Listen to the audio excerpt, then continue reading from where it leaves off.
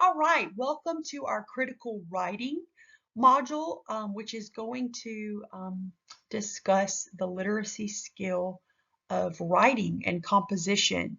So this is a continuation of our study of literacy. And for this particular module, we're going to be relying on a resource called Teaching Secondary Students to Write Effectively. I've linked it on Moodle, and I highly recommend that you go and look at the full guide. You may or may not, you'll have to see Moodle, have some assignments attached to the guide. So that's something that you would want to clarify via Moodle. But let's go ahead and jump in and talk about the important role that critical writing plays in our students' literacy acquisition skills.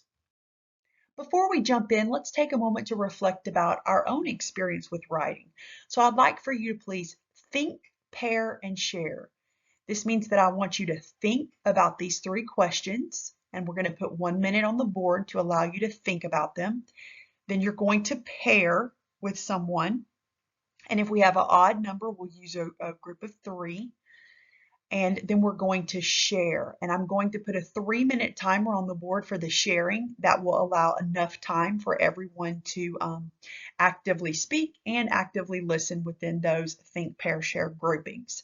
If you're an online learner, you would do this independently, or you're welcome to solicit someone in your household or in your friend group to participate in this activity with you. So these are the three things we want to be thinking about. What role does writing play in your academic life? What role does writing play in other aspects of your life? What kind of writing instruction do you wish you would have had? Think about that for 1 minute and then pair and then share. Okay, now that we've had time to discuss some of our own experiences and readiness with writing, let's jump into our objectives and essential learning for this lesson. Students are going to reflect on the critical role that writing plays in essential skills for 21st century learners. They're going to review research-based writing strategies, which can be infused in any content area.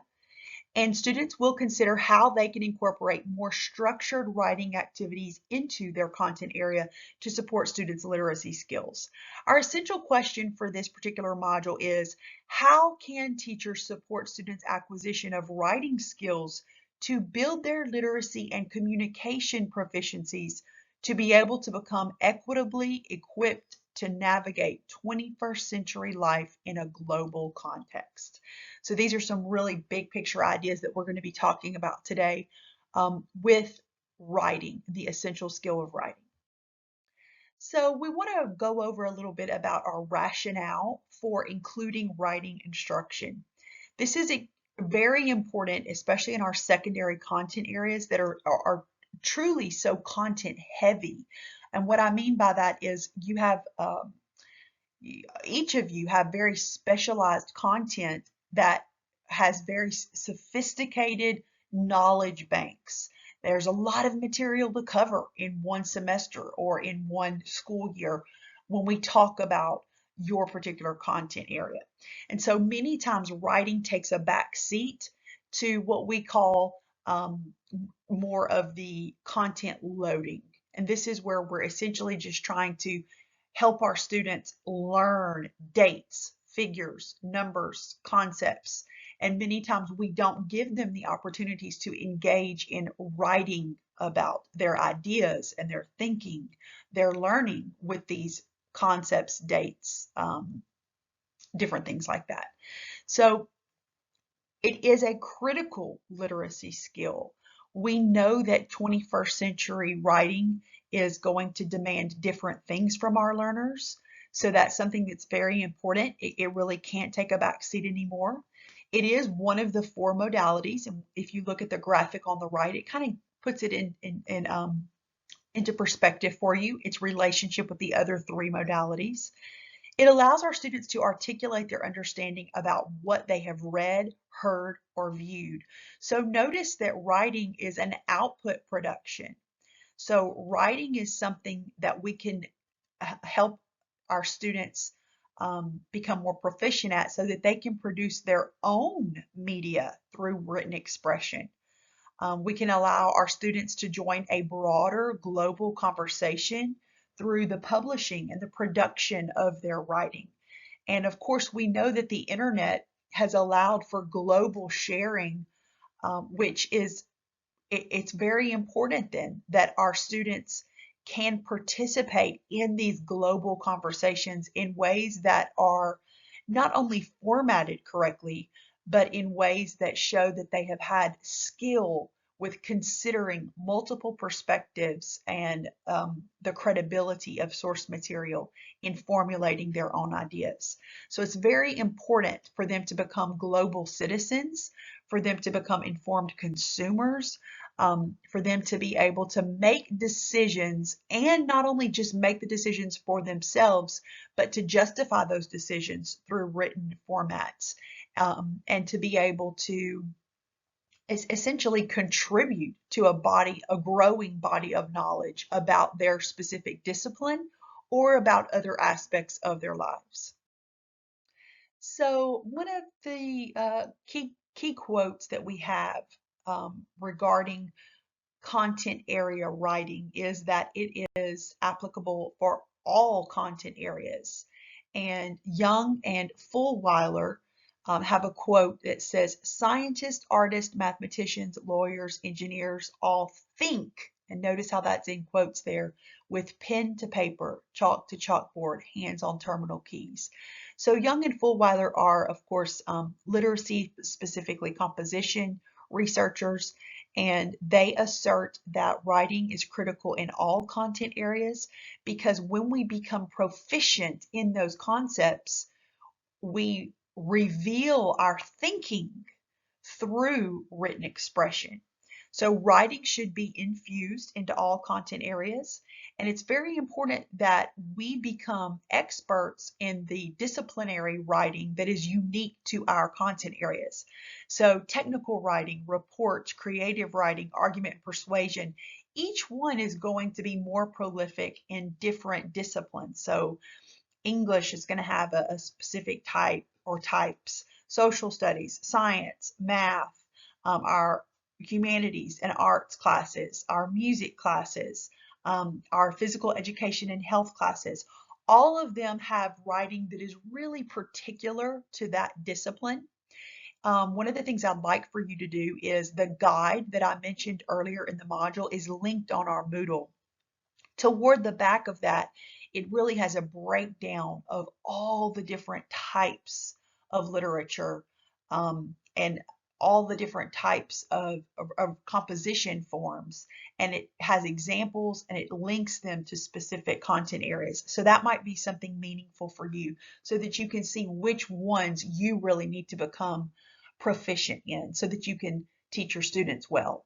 And this actually gets to the third point. Secondary teachers often have writing insecurities themselves. They feel like they haven't been well prepared enough in their own written expression skills, so they actually avoid teaching it. Sadly, this happens much too often, and it's a way that we are disenfranchising our students by not giving them opportunities. This is not equitable, does not support equitable instructional practices. We know that the opportunity myth is perpetuated when we don't give our students opportunities to have challenging and rigorous learning experiences with proper scaffolding, proper instruction, proper feedback, the appropriate way to teach that. And so we have to become better writers so that our students can become better writers. Writing promotes critical thinking. So when we are trying to work with our students on written work, we need to have an intended audience in mind. There needs to be a goal for whatever the work is going to promote or produce. We need to teach them to seek credible evidence through reliable sources. And what does that look like in our domain, in our specific content area? What is a reliable source? How can we detect for bias? How could we still use that evidence in our work? We need to teach them that there is a way to formulate the written work. We must teach them to deeply analyze all of the issues surrounding their ideas and surrounding their arguments before jumping in and ensuring that they're addressing all of those ideas and perspectives. They need to check the validity of their own logical reasoning. Is there a clear chain of logical reasoning in their work? And then we need to engage them in sustained thinking about the critical concepts in the discipline, and writing does all of this. So there are four basic outcomes of effective writing. It achieves the writer's goals, it's appropriate for an intended audience and context, it presents ideas in a way that clearly communicates the writer's intended meaning and content, and it elicits the intended response from the reader. And so these four things make it sound very simple, but our students are actually going to need quite a lot of support in ensuring that their writing is effective. And that's where we come in, and the correct instruction comes in to support them through this process. Some recommendations for ensuring that we are scaffolding our students' writing instruction appropriately is to explicitly teach task decoding, to explicitly teach strategic planning, explicitly teach drafting, explicitly teach assessment, provide strong academic feedback, and then provide opportunities for improvement and feedback. So what this means is that we want to make sure that we are explicitly teaching them how to break down what the prompt is or what the task is, so that they know that they are on target to meet the task's requirements. They need to have some support in planning. Number one, they need to have some support in considering what they think about the particular prompt or about the writing task. And then they're going to need some different support in taking those thoughts and organizing them in a way that meets the task's demands and is cohesive. Then from that point, they're going to need some assistance in taking that outline or that plan and putting it down into draft form. Then we've got to teach them that at this stage, they need to do some assessment. So what sort of rubrics have been included or checklists have been included?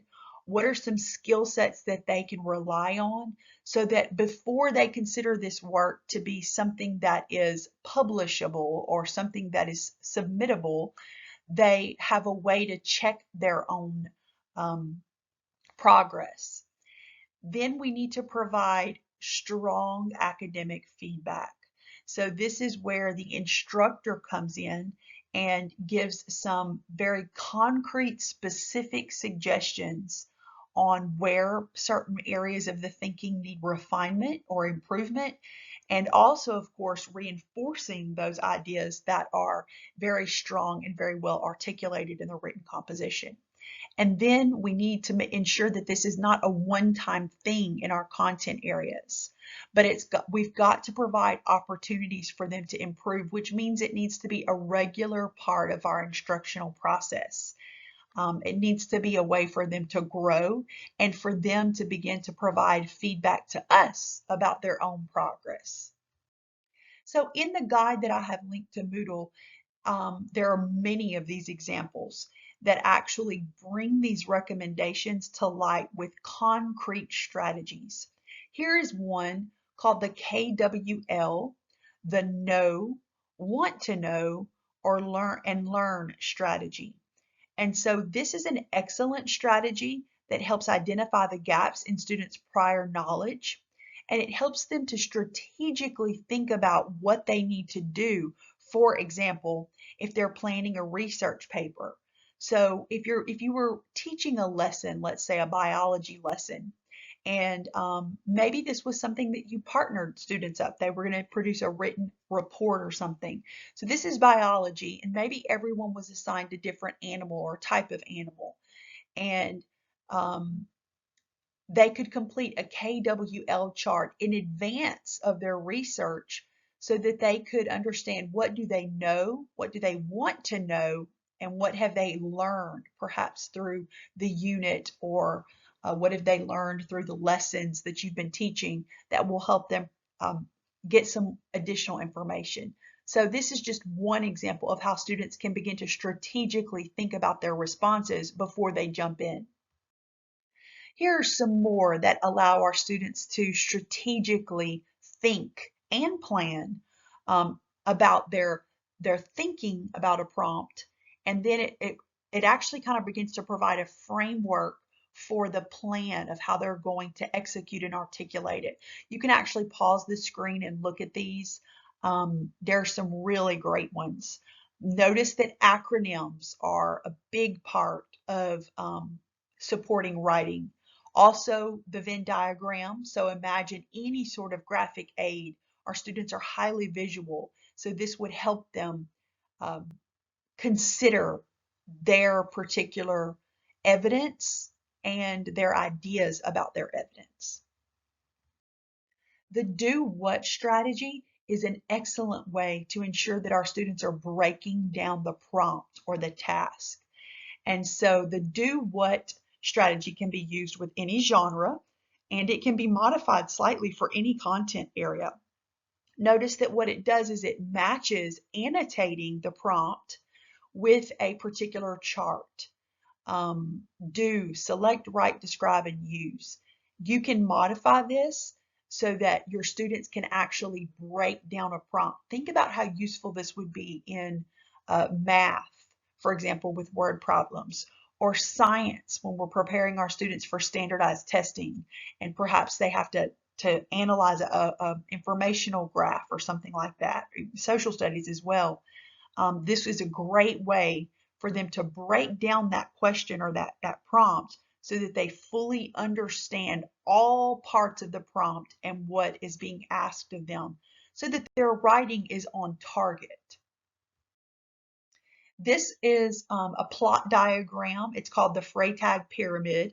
It's great for narrative structure, which of course is going to work for English and ELA instruction, but it could also work for other things as well.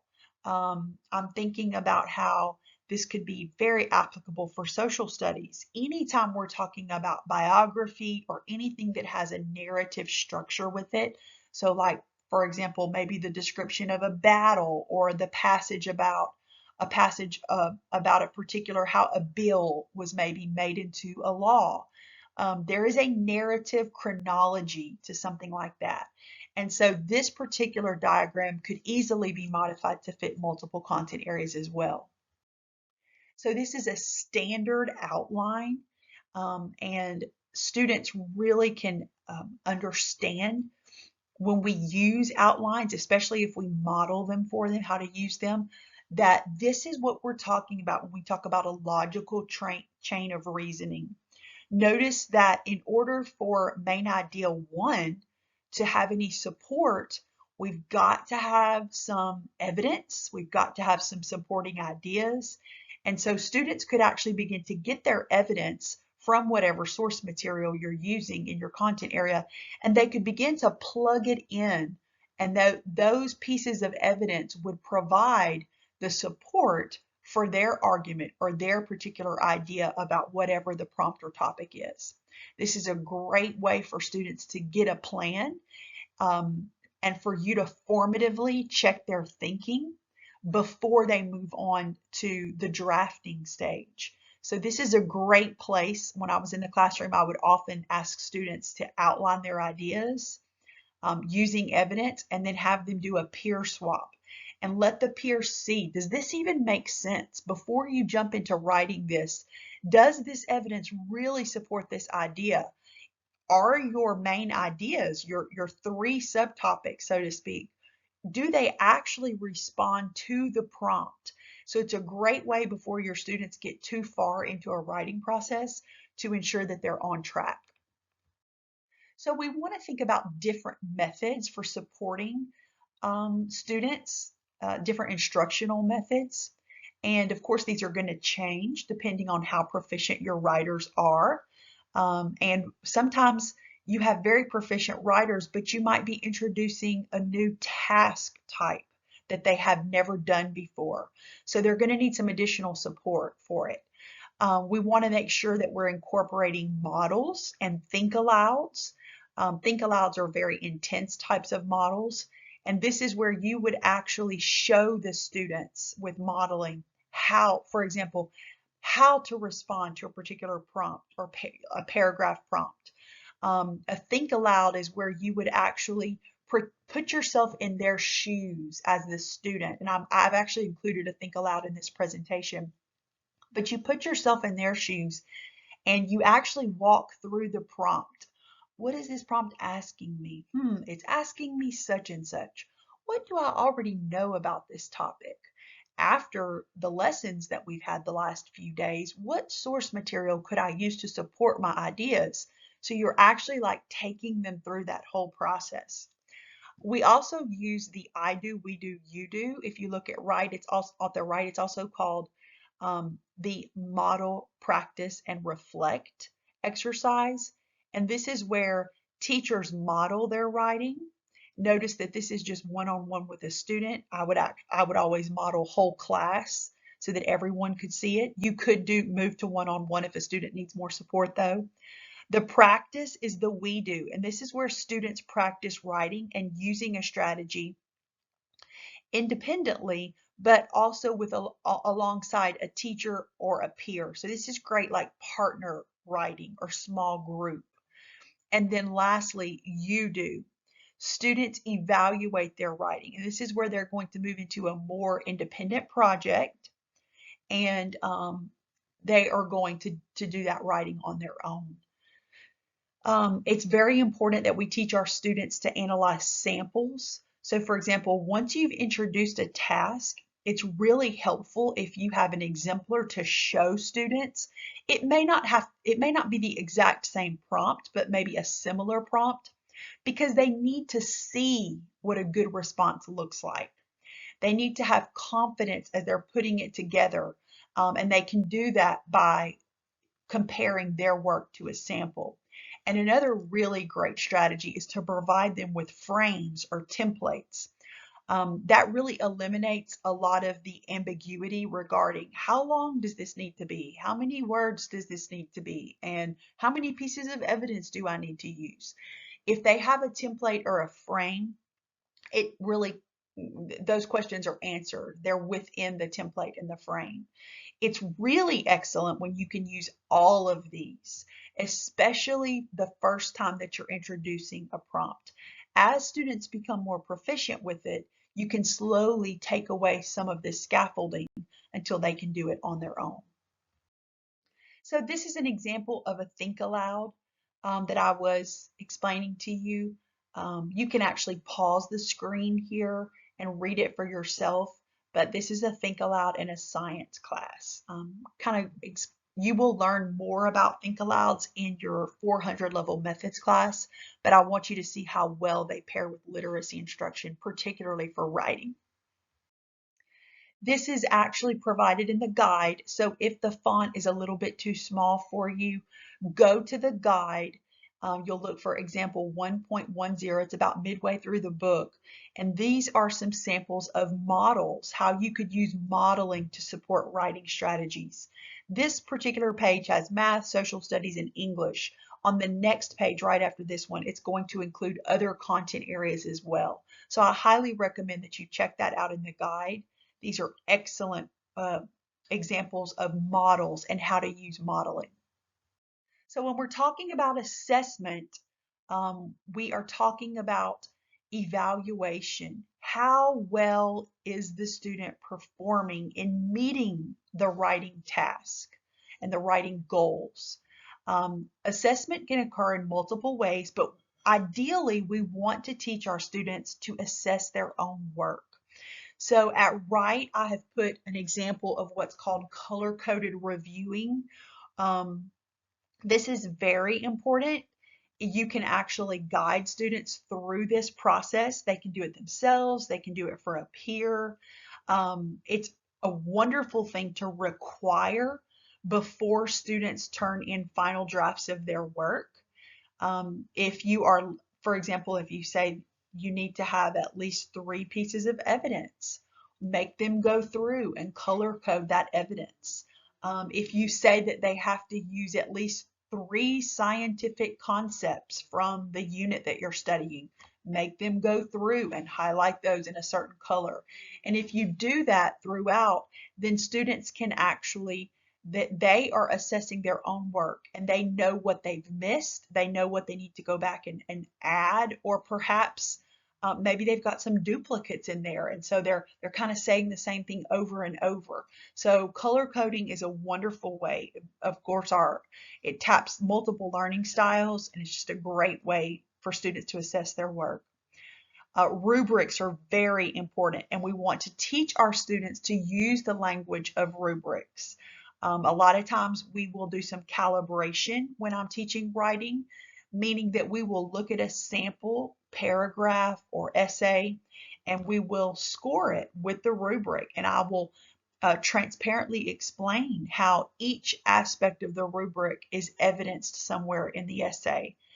It's a wonderful way for students to calibrate with the expectations of a project. Checklists are very good. Do you have this? Do you have that? Let them go down. Have you correctly cited, each one of your embedded pieces of evidence, and have an example of what that means? What does it look like to be correctly cited? Self-evaluations, as I mentioned, are important, but peer evaluations are also important. Peer evaluations, number one, create a culture in which feedback and advocating for feedback are noble and worthy parts of the learning community. And so we don't want our writing to stay secret. We want our students, some students are going to be more proficient, some are going to be less proficient, but we want to reward progress, not perfection. And one way to do that is to openly review one another's work. This is really great for all students. Your students who are already good writers, and this comes kind of easily for them, they can enhance, it's a good opportunity for them because they're going to get practice troubleshooting.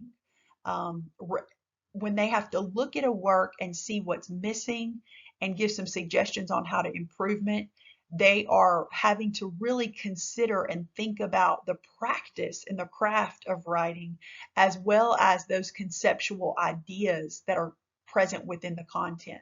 So it's good for them. And of course, it's good for students who may have lower abilities because they're going to benefit from getting to see some of their peers' more advanced work and get some input and some feedback about how to make it better. And of course, as I mentioned, coded feedback is very important as well. So sometimes this is something that you can actually do with your students. Develop a code of feedback. So some proofreading skills, instead of students having to say, oh, you've got a few grammar errors. Well, let them actually have some proofreading skills so that as they're going through, they can code. Let them, if they are a peer evaluator, have a code for your evidence. So are you going to use E every time you see evidence? Or are you going to put a code in the margin or on the side? And so this is a way that they can annotate and highlight and really get engaged in that writing through assessment. This is a sample rubric, and of course the font is very small, so I recommend that you go to that guide if you would like to see it in more detail. But it's a sample proficiency rubric, very simple, just a few questions. But this would allow students to check their work. This would allow peers to check their work. And then, of course, it gives a common language for when the instructor assesses the work as well. There are additional rubrics included in that guide, so I recommend that you go to Moodle to see more. So writing instruction should be a regular part of our overall instruction. We need to provide formative assessments before summative assessments. This means that students need to have opportunities to have portions of their written work checked before they have to turn in the whole thing for a summative assessment. We need to integrate student choice as much as possible to promote interest in the writing. So when possible, let them pick from a menu of prompts. Let them pick some of their topics to write about. Of course, you've got certain standards that they have to meet, but there are certain things that you can allow some free choice in that really does promote interest and motivation to stay on task.